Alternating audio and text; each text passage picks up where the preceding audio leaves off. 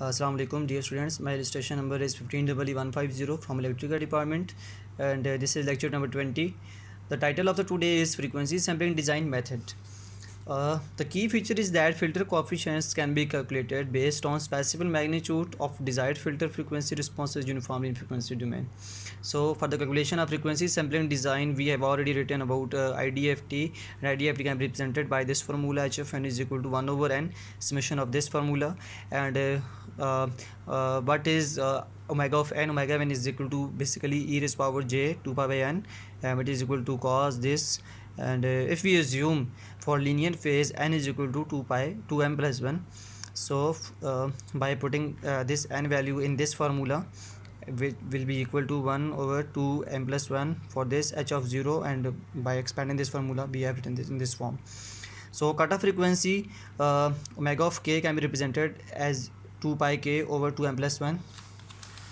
Now we solve some example to understand it, that how can we obtain the solution. So for linear low phase filter with 7 taps basically is representing n. Cutoff frequency is already provided here, which is equal to 0.3 pi, and since taps are n we have already provided, so by this we have calculated this m is equal to 3. So cutoff frequency of omega of k is equal to 2 pi k over 2m plus 1, and by putting the value we have this 2 pi k over 7.